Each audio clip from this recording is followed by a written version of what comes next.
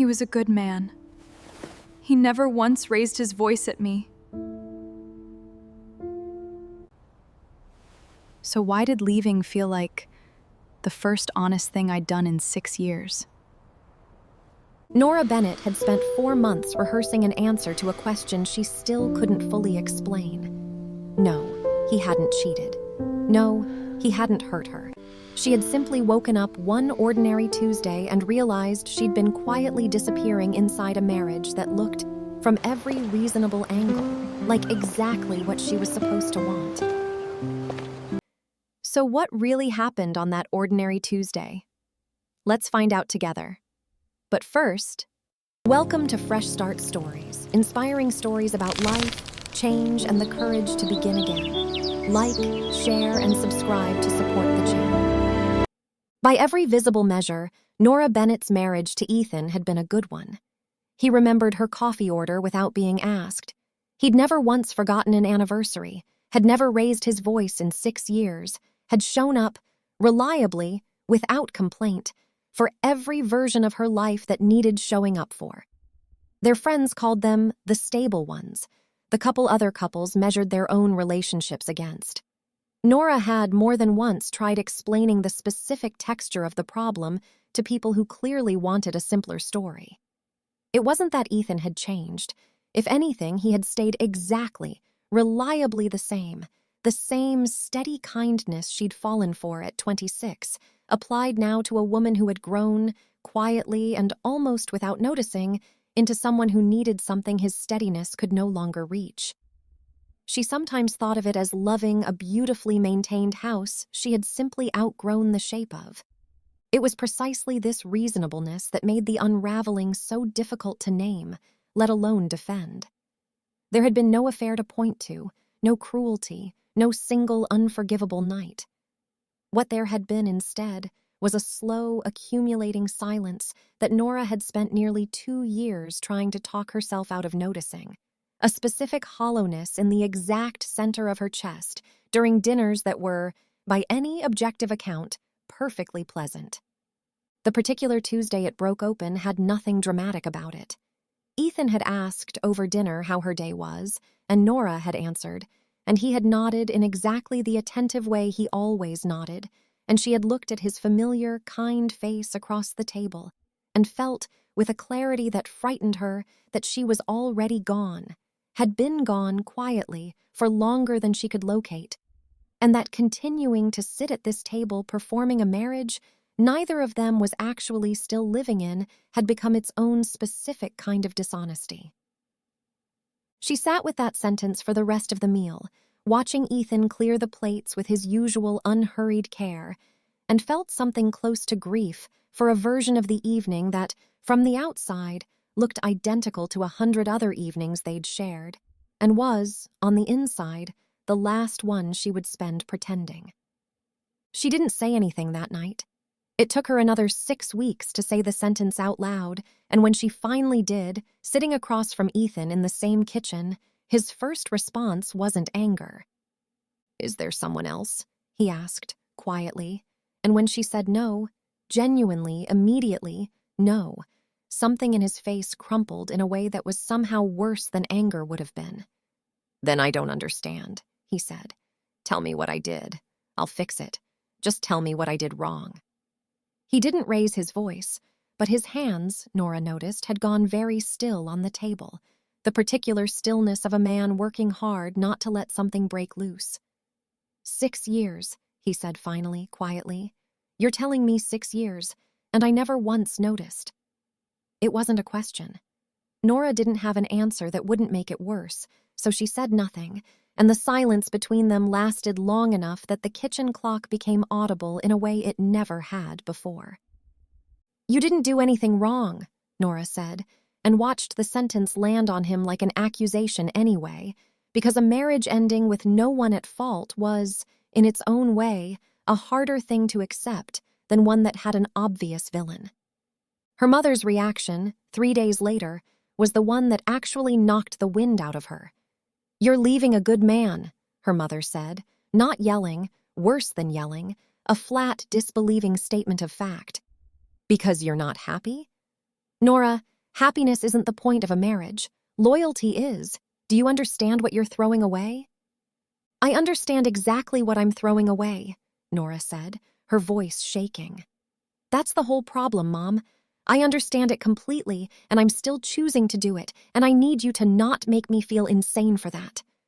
Her mother didn't speak to her for 11 days after that conversation, the longest silence between them in Nora's adult life.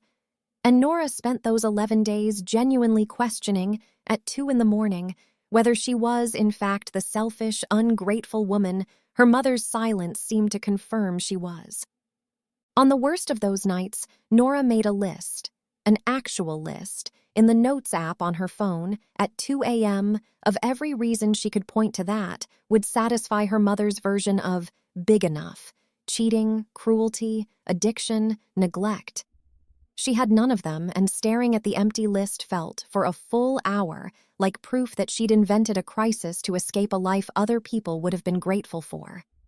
It was Priya, her closest friend, who said the only thing that actually held. Priya had come over on the worst of those nights, found Nora sitting on her kitchen floor surrounded by half-packed boxes, mascara down her face, and had simply sat down next to her without saying anything useful for almost 10 minutes. Everyone keeps asking me what he did, Nora finally said. Like there has to be a big enough reason. Like, I stopped being able to recognize my own life isn't a big enough reason. It's the only reason that's ever actually enough, Priya said. The rest of it is just people who need a villain so they don't have to sit with how complicated it actually is. The apartment Nora moved into, the one from the opening scene, one moving box, bare windows, represented, for the first 6 weeks, less a fresh start than a kind of exile.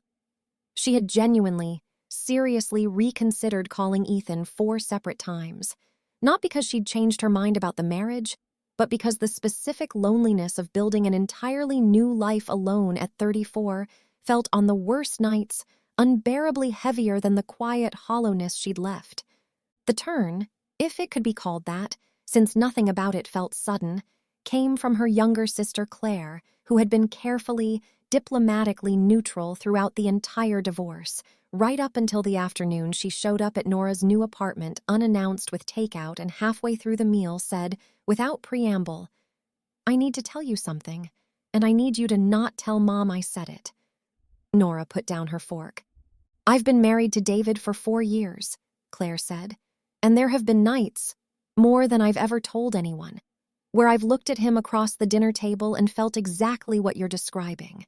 That specific disappearing. And I've never once let myself follow that feeling anywhere because I watched what happened to you, and it terrified me, and I told myself that was proof you'd made a mistake." She stopped, visibly working to keep her voice steady. "But watching you actually do it, watching you survive doing it, is the first time I've let myself wonder if I've just been calling my own fear loyalty." Nora did not, in that moment, tell her sister what to do. She had learned, over the preceding months, exactly how little that kind of advice was worth. What she did instead was reach across the table and hold Claire's hand, and say the sentence Priya had once said to her: "Whatever you're feeling is allowed to be enough, all on its own, without anyone else agreeing it's a big enough reason." Ethan, for his part, did not become a villain in the year that followed, which was, in its own way, the hardest part to sit with. He dated someone new within 8 months, seemed, from the careful distance Nora maintained, genuinely happier, freed, perhaps, from performing a version of contentment that had cost him too, in ways Nora hadn't fully seen until she was no longer inside the marriage watching for them. They met for coffee, 11 months after the papers were finalized, at Nora's tentative suggestion. It was, against every instinct she'd braced herself with, easy. Easier than dinner had been in their final 2 years together.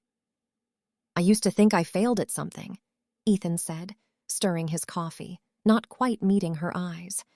"Now I mostly just think we were both very good at performing something neither of us actually wanted anymore." He looked up. "I'm glad you said something. Eventually. I don't think I would have." There was a pause, long enough that Nora almost filled it, before Ethan added almost to himself, "I keep waiting to be angry at you. I think I was for a while, but mostly now I just think you did the harder thing first and I got to have my version of it handed to me. He turned his coffee cup a quarter turn on the table, a small, familiar gesture she still recognized instantly.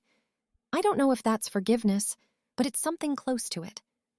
Nora's mother came around in her own slow, imperfect way on the day Nora introduced her to the small pottery studio she'd rented above a hardware store, a version of a dream she'd quietly shelved somewhere in the third year of her marriage without ever quite noticing she'd done it. Her mother didn't apologize exactly.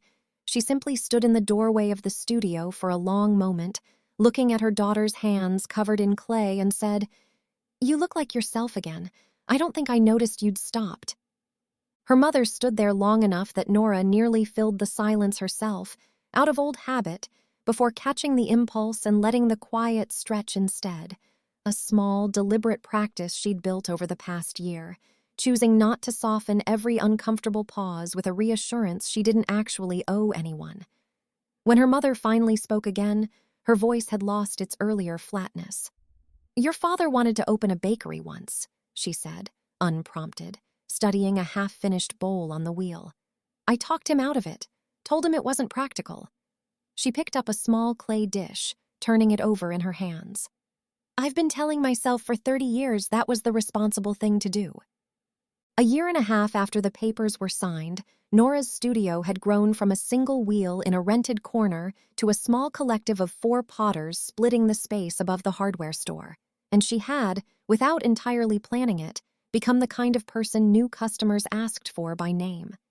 She still thought of Ethan sometimes, not with longing, exactly, but with the specific fondness reserved for a chapter that had genuinely mattered even though it had ended.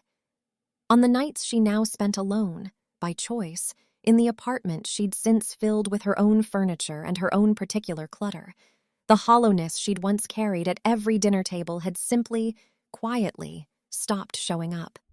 If you've ever stayed somewhere reasonable long after it stopped being right, if you've ever needed a reason big enough to justify leaving something that never did anything wrong, this one's for you.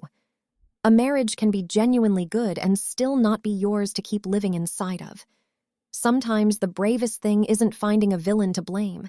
It's trusting the quiet, undramatic truth that you disappeared and choosing to come back for yourself anyway.